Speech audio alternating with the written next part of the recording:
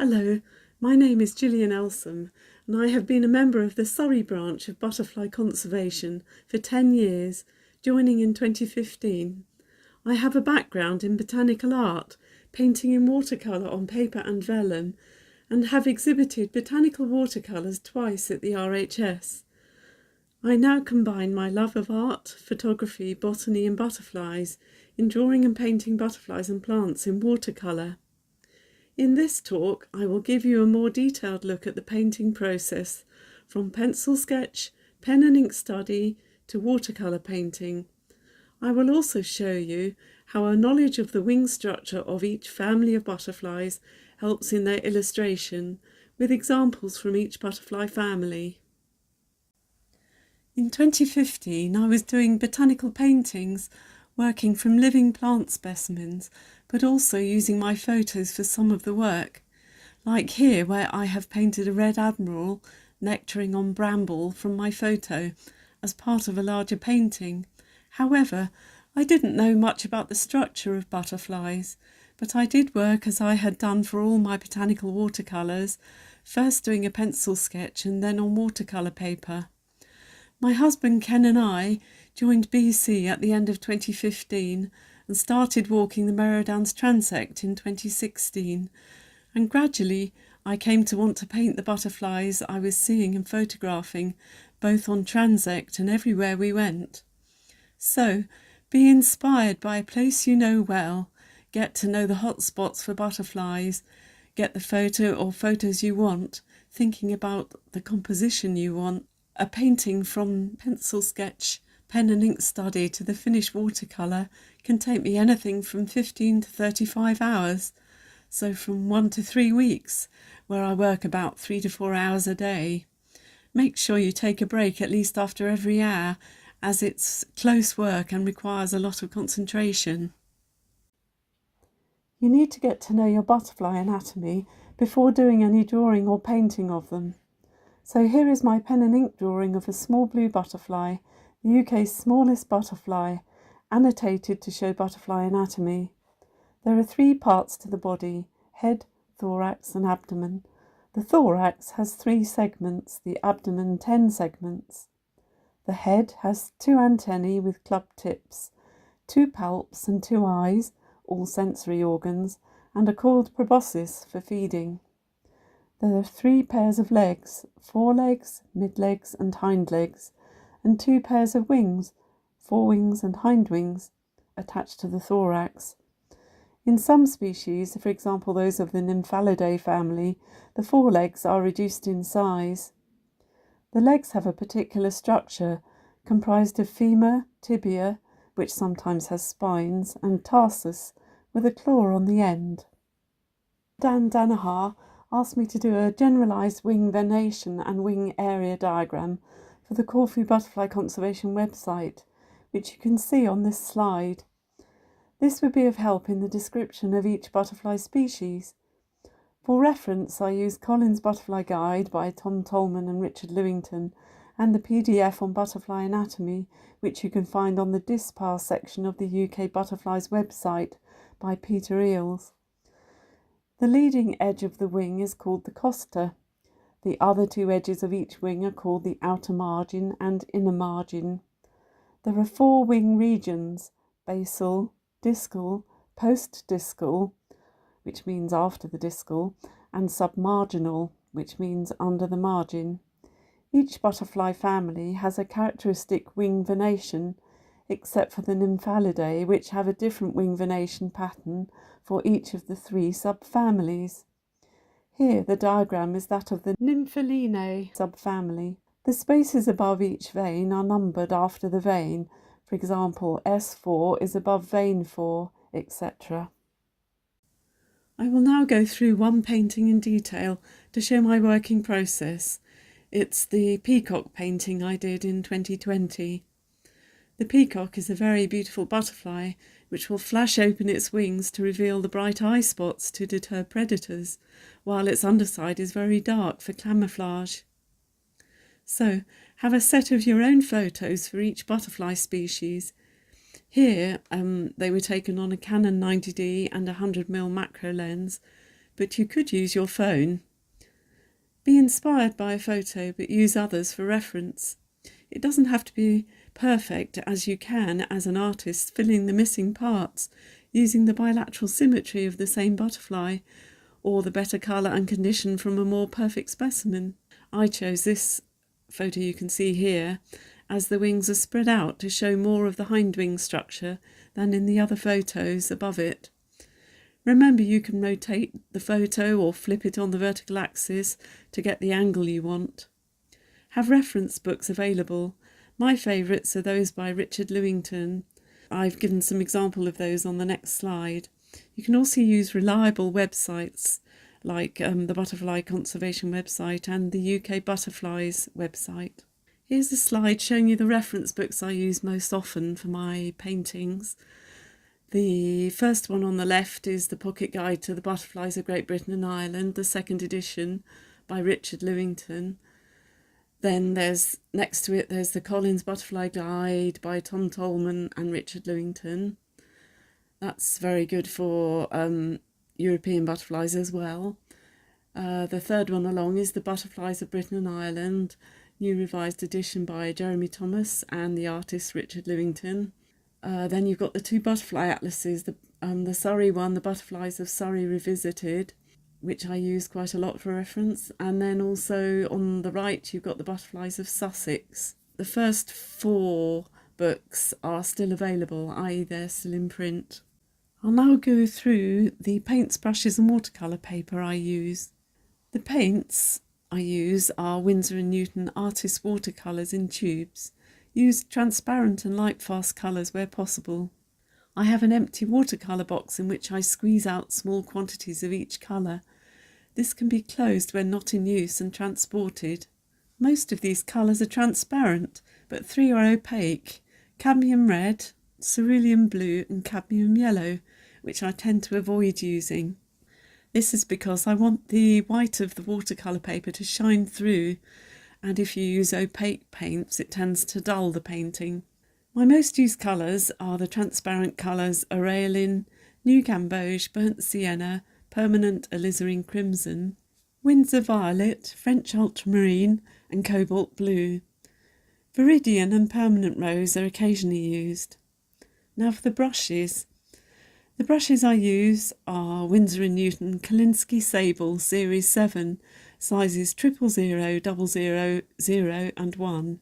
These are expensive, so use an old brush for mixing up colour. The paper I use is £140 or 300 grams per metre square, Arches hot pressed paper which has a smooth surface. This is good for detailed watercolour painting, but has a slight cream colour. I have used this for my botanical paintings and stuck with it for butterfly paintings. Now back to the peacock painting. Here's my workstation on the dining room table. I'm right-handed, so the daylight is coming from the left so as not to shade my work. A touch lamp with an LED or daylight bulb is available on the left for when the daylight is not enough, but I prefer working in natural light. My computer is on my left and is linked to the larger computer screen directly in front of where I am sitting. If you only have a phone, this would do as a good start. My drawing board is just propped up on a piece of wood. All painting and drawing materials are available on my right, which I will explain as I go along. Scraps of watercolour paper and A4 computer paper are available to cover my work, plus some tracing paper and a light box. I have several china mixing palettes, but an ordinary old plain, preferably white china plate or saucer will do. 2 clean jam jars are there for water, one for rinsing brushes and the other for cleaner water for mixing, and kitchen towel is needed as well. The photo is open in Affinity Photo 2 at the size I want to draw the butterfly on the monitor screen. The second photo is open in Photos, which I can zoom in and out of to see more detail. A magnifying glass or hand lens is also useful. You may spot a scraper board tool, which I have found useful if used very lightly to correct small mistakes when lifting off with clean water and kitchen roll hasn't worked. The first stage is to make an accurate pencil sketch on smooth cartridge paper using a 0.3mm propelling pencil, H or HB. I use this because it retains a fine point and no sharpening is needed, but an ordinary good quality H or HB pencil could be used. My eraser is a high quality plastic eraser by Pentel, which I cut into small wedges with a scalpel. It's lasted me for years. Tracing paper can be used if you want a bilaterally symmetrical butterfly, i.e. to make one side the mirror image of the other. You can do this with the photo on the screen as well, i.e. flip it on the vertical axis. Decide how large you want the finished butterfly and overall painting to be and display the photo at this size on the screen in front of you. In this case I drew it twice life size. I always add a 1 centimetre scale bar so that if you scale the drawing up or down or combine it with other drawings, you will know the actual size of the subject. Use reliable references, for example Lewington, to size the butterfly. Remember that male and female sizes are often different. Measurements like the leading edge of the costa, the length of the antennae, the distance between the eyes are useful for sizing the butterfly. I number the veins and constantly check back to the vein numbering and arrangement expected to make sure I have drawn it accurately. In this case the veins have been numbered according to those of the Nymphalidae family and the Nymphalidae subfamily, which I will refer to later in more detail. I then do a pen and ink drawing on Strathmore Bristol board 300 series. This is a very smooth white board with a weight of 100 pounds or 270 grams per metre squared, using a 0.1 or 0.2 Pigma Micron pen or a 0.1 Rotring Tichygraphic pen. These have waterproof ink and are disposable. I use a light box to trace straight through from pencil drawing onto the Bristol board, but I take a photo of my pencil drawing on my phone and have this displayed in front of me on the monitor screen, along with the photo I am painting, both displayed at the size I am drawing. If you don't have a light box, you could use tracing paper and pencil to trace the pencil drawing and transfer this to the Bristol board. Now to the watercolour painting. First of all, you have to cut out your watercolour paper to the size you wanted, but be generous because you can always cut it down afterward. The first thing to do is to trace very lightly using a light box and a 0.3 H propelling pencil from the original pencil drawing onto the Arches watercolour paper. Work out the colours using your own colour mixing charts and always use an old brush for mixing, and try and make enough colour to last the painting if possible. Here 5 Winsor & Newton artist watercolours were used, all transparent and light fast. Permanent alizarin crimson, aureolin, French ultramarine, Windsor violet and burnt sienna. Start to paint in the outline using neutral tint. I use about 4 parts French ultramarine and 1 part burnt sienna to make my own neutral tint. Always test out your colours and brushes on a scrap piece of watercolour paper before putting paint to paper. The blue and purple areas on the eye spots were painted, then a yellow wash of aureolin was added. The areas around the eye spots were darkened, and always cover the part of the painting you're not working on with another scrap piece of paper to protect the painting from splashes or dropping the brush, which I've done many times, and also lean on a scrap piece of paper to protect the painting from sweat. Finally, the reds were added and all parts were darkened. And here's the finished painting with the colour chart next to it. I now want to talk to you a bit about butterfly colours. Butterflies have only 4 pigment colours used in their scales: brown, black, yellow and red. The blues, purples and oranges are structural colour rather than pigment colour. The white scales are hollow and reflect the light but have no pigment. So here the peacock butterfly has white, brown, yellow and black and blue-purple scales. Here the pen and ink study and finished painting have been photographed with a Canon 90D camera and a 100mm macro lens on a tripod, and an external flash gun was aimed at a white reflector above the camera. The raw photos have been processed using Canon's DPP program, and the JPEG has been edited using Affinity Photo 2. For reproduction, the aim is to have a white background while still retaining the detail and colour of the original painting. I'm going to take examples from each UK butterfly family and show how painting one helps in the painting of subsequent different species in the same family. On the slide you can see the 6 butterfly families in UK and Europe. The Lycaenidae, the coppers, hair streaks and blues along the top, the Pieridae, the whites and yellows, the Hesperiidae, the skippers, the Riodinidae, the metal marks, the Nymphalidae, the browns, fritillaries and aristocrats, and the Papilionidae, the festoons, Apollos and swallowtails. In the UK, of course, we don't have any festoons or Apollos, but we do in Europe. I'm now going to look at the Lycaenidae, the coppers, hair streaks and blues. On the left you'll see a wing venation diagram of the family Lycaenidae, which has come from Peteal's UK Butterflies website. This diagram shows the wing venation of a common blue as an example, and you'll see that there is no vein 8 on the forewing, and in fact the wing venation pattern of all the Lycaenids is the same. Sometimes there's no vein 9, and all Lycaenids have a narrow cell compared with other families.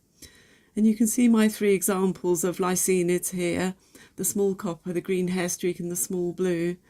This is my photo of a small copper female, and I always knew I wanted to use this photo if I could to do a painting because the small copper female is in such good condition. The orange colours you see are structural colour, and the painting and the pen and ink study was scanned in at 600 dpi with an A4 Canon scanner and inkjet printer and saved as TIFFs. And I found that scanning the pen and ink study and painting, if they're small enough, produce pictures with less of a colour cast than using a camera and external flash with a reflector above, as described in the peacock painting. JPEGs were made from the TIFFs and edited in Affinity Photo 2. This is a small copper female form, Absioleo punctata, with blue spots on the hind wing on the top side. And both this painting and the previous one were painted 4 times life size, and only 4 colours were used: French ultramarine, burnt sienna, aureolin and permanent alizarin crimson. This is my painting of a green hair streak. This butterfly rests with its wings closed and gives the illusion of being green, but this is structural colour, i.e. it is produced from the light being diffracted off the lattice-like structure of the wing scales. It's the only butterfly I have painted where I have used the colour Viridian mixed with a little aureolin. See my colour mixing chart here, and only 4 colours were used. It's very well camouflaged when it sits in hawthorn, which the males often like to do, perching there. It's funny how a photo evokes a strong memory sometimes, and this was a particular one where I was waiting to go on a field trip at Oakham Wood, and we came across Nick Broomer, who said, come along and see where you can find green hair streaks on bluebells. So we quickly went over to that place at Oakham Wood, and there they were, and this was a beautiful green hair streak nectaring on a bluebell flower, and I managed to draw this 4 times life size. And I just love the juxtaposition of colours, the green with the blue purple of the bluebell. And here I've used French ultramarine, Windsor violet and permanent rose in the bluebell flowers. This is a brown hair streak female that we found on Merrow Downs while doing a transect, and it's on blackthorn, its larval host plant. This is the largest of the UK hair streaks and is a priority species in Surrey. The female is larger and has a more red-orange ground colour than the male. And for my painting I only use 4 colours: permanent alizarin crimson, new gamboge, French ultramarine and burnt sienna. These are my paintings of the small blue butterfly, which is the UK's smallest butterfly. On the left is my painting of the male, and this only has a wingspan of just over 2 centimetres. On the top side it has a speckling of blue scales, and they're sort of turquoise blue, but they change colour in the light, and it also has blue hairs on the body. The female has fewer blue hairs on her body, and no blue scales on the top side. And on the underside she does have a few blue scales and hairs. These were both painted 4 times life size, and only 5 colours were used. Viridian and cobalt blue mixture was used for the turquoise blue scales, and neutral tint was used for the eyes, the antennae, the dark hairs and the spots. Burnt sienna was used for the ends of the antennae in the female, and a mixture of this with permanent alizarin crimson was used for the top side of the wings of the male. These were both seen on transect on Merrow Downs. This is my painting of a small blue female laying on kidney vetch Anthillis vulneraria on Merrow Downs. You can see how she bends her abdomen round and tucks an egg between the florets of the kidney vetch. I could actually see the egg she had just laid in there when I looked closely at the photo. The egg is initially a very pale turquoise, as you can see in the middle picture, and is tiny, only about 0.5 millimetre across. The same 5 colours were used as in the previous slide, with a mixture of permanent alizarin crimson and aureolin to give the yellow, orange and crimson hues of the flowers, and aureolin and French ultramarine for the calyx of the kidney vetch. Kidney vetch is its only larval host plant. The small blue is another priority species in Surrey. This is my painting of a chalk-hill blue male from Merrow Downs, and it was nectaring on round-headed rampion. The chalk-hill blue is the largest of the UK blues, and this was painted 4 times life size. Only 4 colours were used. This time cerulean blue, which is opaque, and aureolin and French ultramarine and burnt sienna were used. Cerulean blue was chosen for the powder blue colour and mixed with aureolin to give a slight greenish tinge on the head. The chalk-hill blue is another of our priority butterflies in Surrey and has a single larval host plant, which is horseshoe vetch. This is my painting of an Adonis blue male, which I saw at Denby's hillside in 2019. The problem with the Adonis blue is, how do you reproduce that beautiful electric blue you see in the wild? It's caused by a structural colour of the scales and looks different as the butterfly turns around in the light. Here I used 5 colours. The main ground colour is cobalt blue with cerulean blue at the forewing costa, hindwing and hairs on the body, and there are hints of Windsor violet in the shadows. This is a priority species in Surrey, and its sole larval host plant is horseshoe vetch. Now I want to look at the silver-studded blue, Plebius argus. This is a male we found on Whitmore Common in 2021. We took over walking the Whitmore Common transect in 2021. The silver studs are the blue silver scales caused by structural colour of the scales in the black spot of the orange lunules on the hindwing. The underside is a dull grey colour with blue turquoise scales and hairs towards the body. 6 colours were used here. My usual 4 of French ultramarine, burnt sienna, permanent alizarin crimson and aureolin, plus cobalt blue and viridian. This is another priority species in Surrey. I wanted to do a composite painting of the silver-studded blue on bell heather on Whitmore Common. The bell heather is their favourite nectar source. Here there are 2 males shown on the top left, with wings open to reveal the dark border around the deep blue, which changes hue in the light, and 3 females which have a browner ground colour on the underside, silver studs in the orange lunules and orange lunules showing on the brown top side.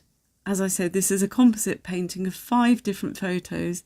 The butterflies and bell heather were digitally cut out and arranged in one composition using Affinity Photo 2, from which I then did the drawing. I am using my pen and ink study and painting of the silver-studded male to help in the drawing of all the butterflies.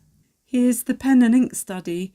I have still numbered the veins and labelled male and female to make sure I know what I'm doing. This is the final painting. The colours are as for the male silver-studded blue painting, with the additional 2 colours of Windsor Violet and Permanent Rose for the bell heather.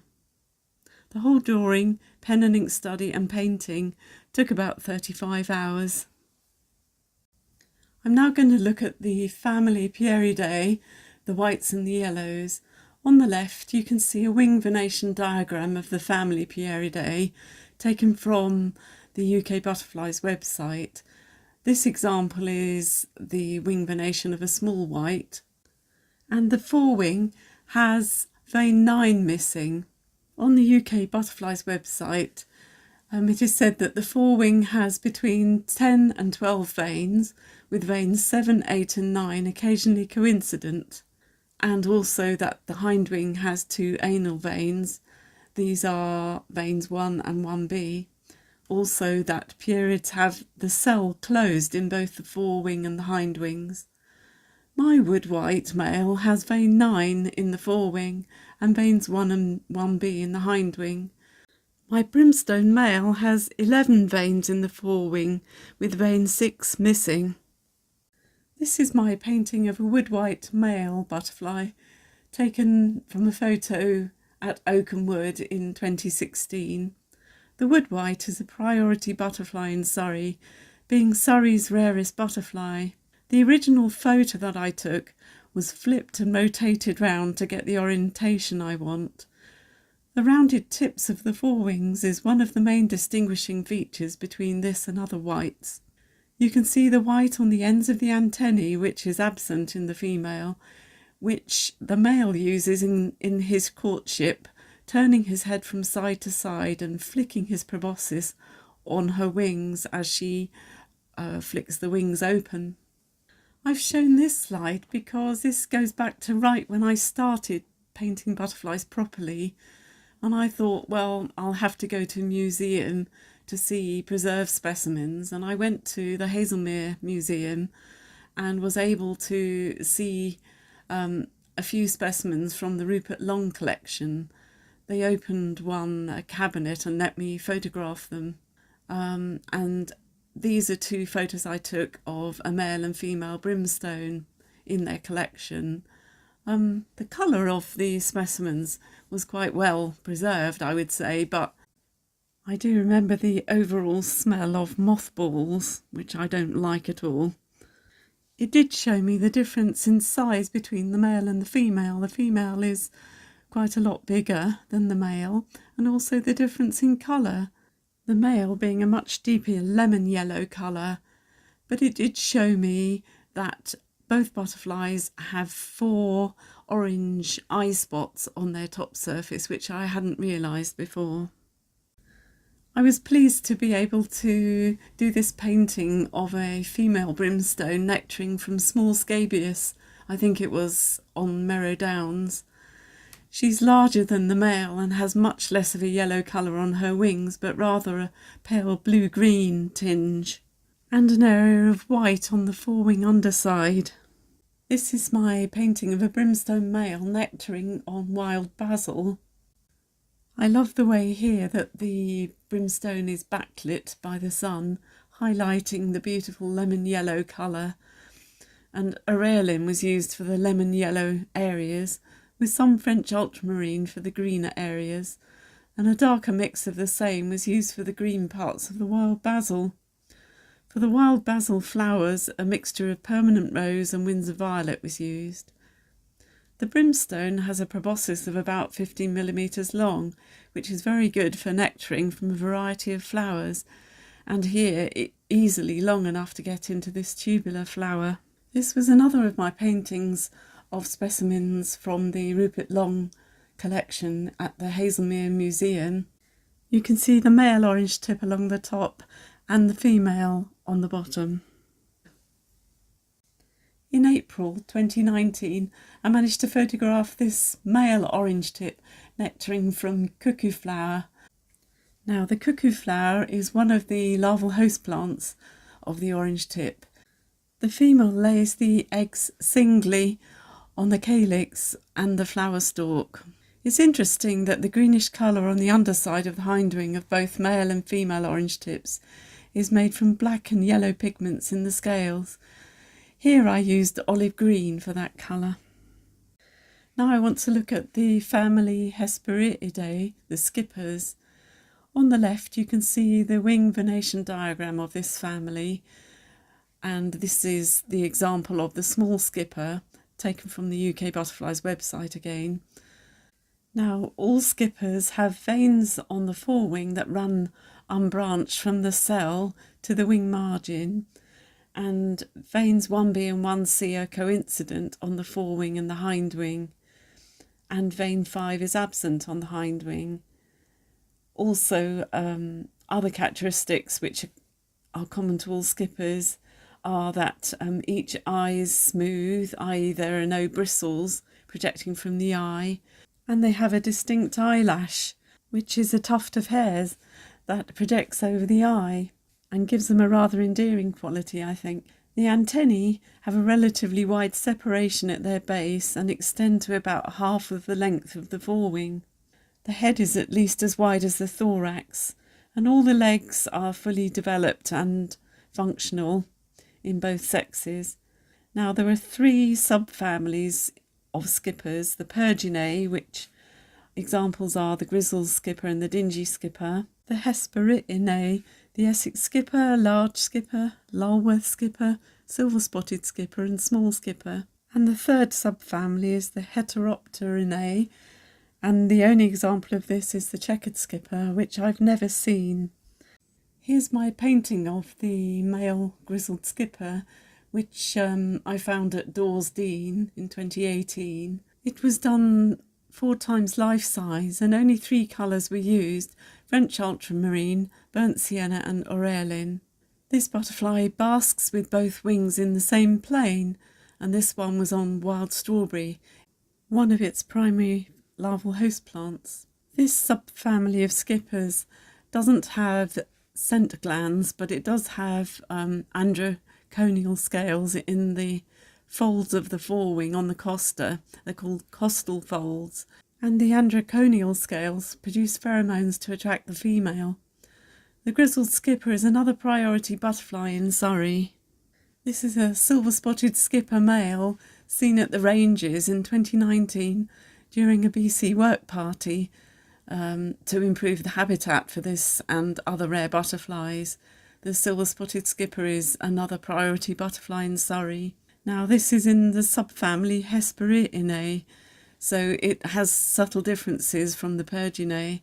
The male has larger eyes than the female, but you can still see the hair tufts like eyelashes above the eye. But the Hesperiidae bask with both wings in a different plane, and the male has sex bands on the upper side of the forewing.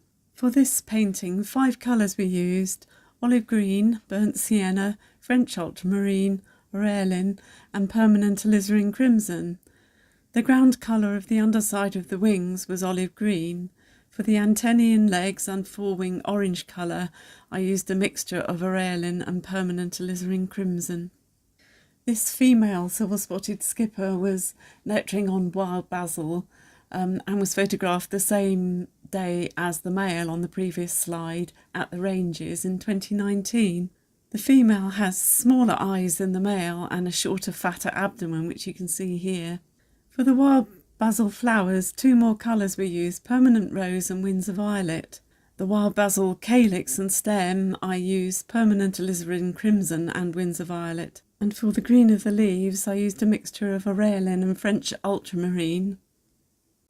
During the same work party at the ranges in 2019, I also photographed this female silver-spotted skipper laying on sheep's fescue. She bends her abdomen round to lay a single egg on the sheep's fescue, which is the sole larval host plant. The eggs are relatively large, about 1 millimetre across for this small butterfly, and these eggs are larger than a brown hairstreak egg.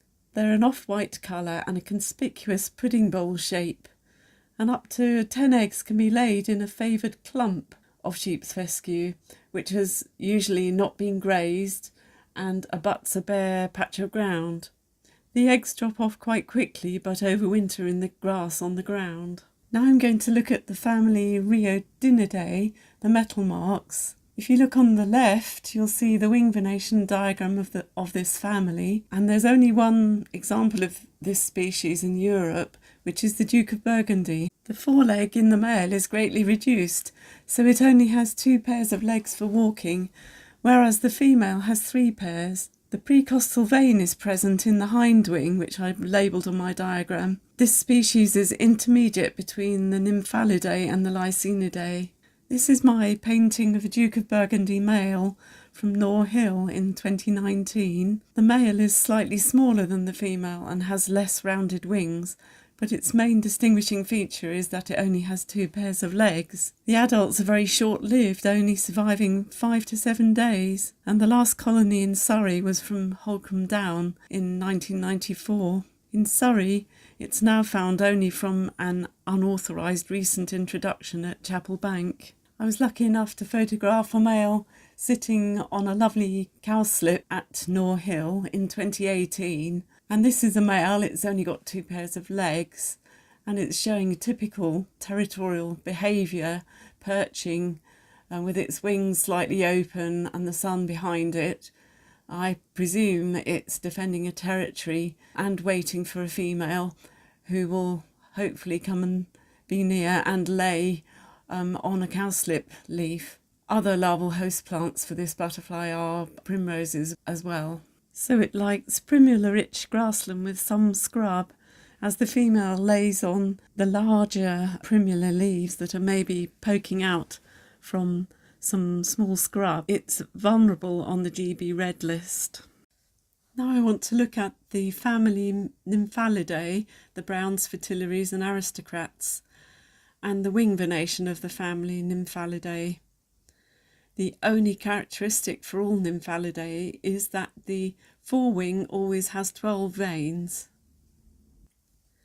There are 6 subfamilies in the UK, with the butterflies in each subfamily shown here.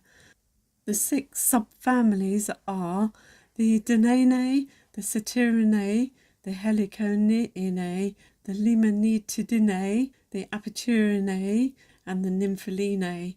Here are 2 examples of the wing venation in 2 of the subfamilies. The Satyridae, and the example is the gatekeeper. The Heliconidae, the example is the small pearl-bordered fritillary. And these 2 photos have been taken from the UK Butterflies website. Other characteristics of the Nymphalidae are that the male and female only have 2 pairs of legs, the mid-leg and the hind leg, and both tibia and tarsus may have spines. This is my painting of a red admiral in the subfamily Nymphalidae. This was one of my earliest paintings, and I realised that I haven't actually shown it with enough segments in the abdomen, but it does show that this is a female because she's got a short, more rounded abdomen.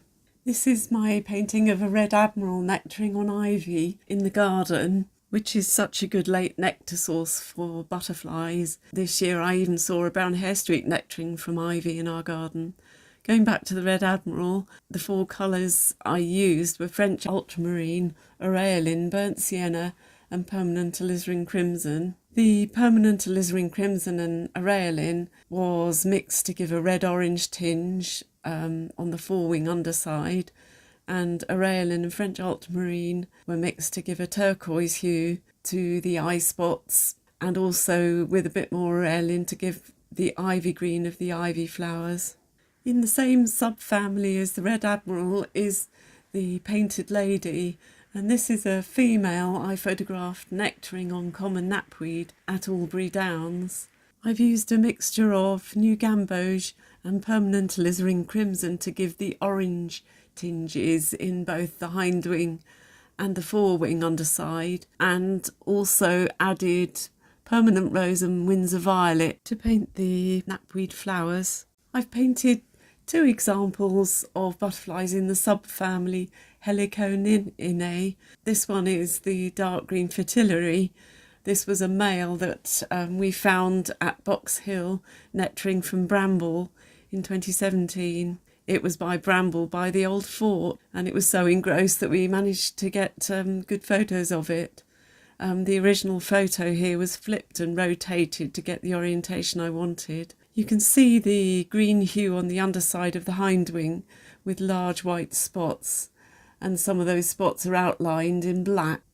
Here are the two paintings of a silver wash fritillary male, which I found on Merrow Downs while doing the Merrow Downs transit. I've marked the 12 veins of the forewing, and you can clearly see the silver streaks on the underside of the hindwing. On the top side, the bottom row of photos, is the male with the 4 prominent sex brands on each forewing showing there. This is the largest of our fritillaries in the UK. This is my painting of a silver wash fritillary male nectaring on bramble. Bramble is a favourite nectar source for the silver wash fritillary, and this was taken on the Merrow Downs transect at Walnut Tree Bottom. Only 4 colours were used here: French ultramarine, burnt sienna, aureolin and permanent alizarin crimson. The orange hues were from a mixture of permanent alizarin crimson and aureolin. This is my painting of a purple emperor male, but this wasn't taken in the UK. This was from a photo I took in the Picos in northern Spain, where we were on a greenwings holiday there. This male had come down to take minerals from my husband's rucksack, where tuna and olive oil from the packed lunches had got on the bag, and it spent about half an hour going along the bag zip, so we had a really good view of it. The painting is done twice life size, and you can see the yellow eye and yellow proboscis and the warning eye spots. In the UK, this is the only example of a butterfly in the subfamily Pieridae.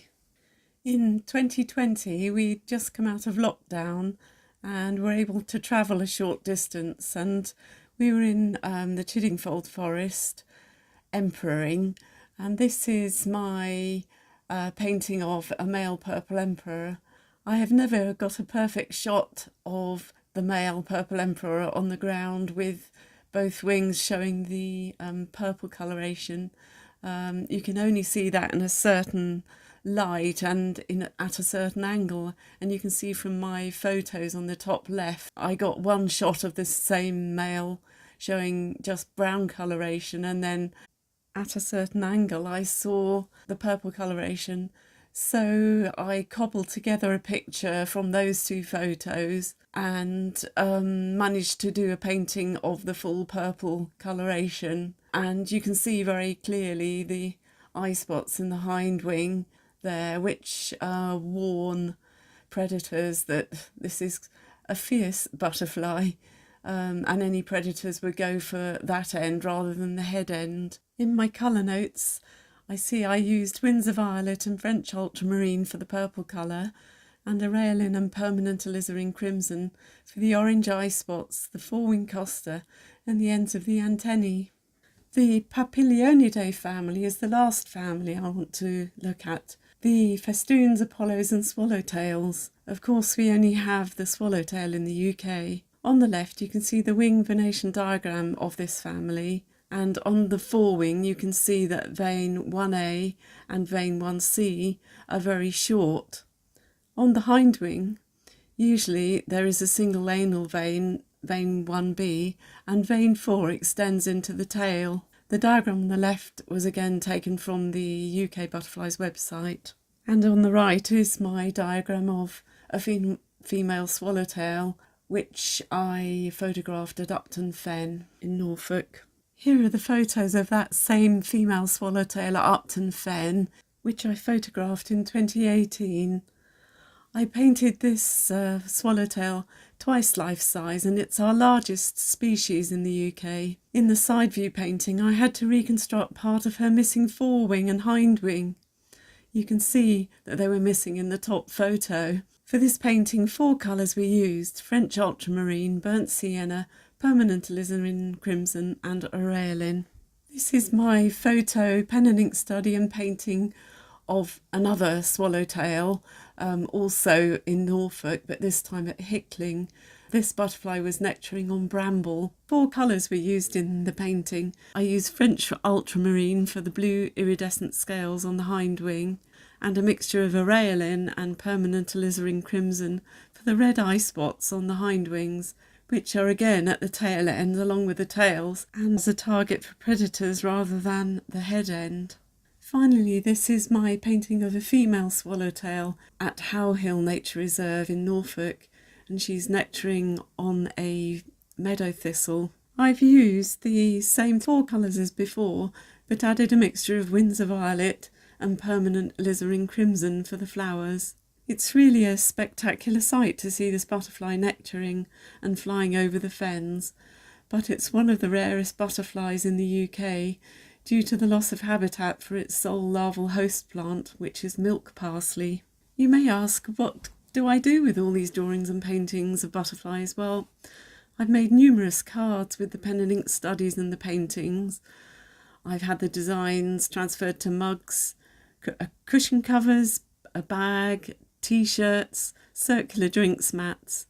But my most important thing really is to frame the paintings. I've had them framed by a professional framer with acid-free mounts, acid-free backing and conservation glass. And I've got numerous paintings, framed paintings at home. In fact, I put them up in the hall, up the stairs, and with family. And I have had a few commissions as well.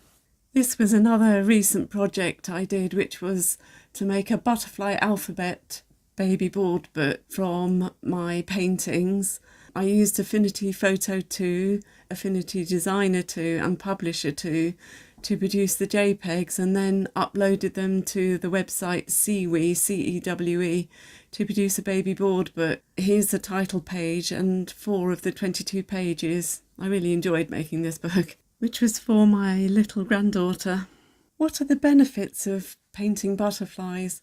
Well, I think this helps in both my mental and physical well-being.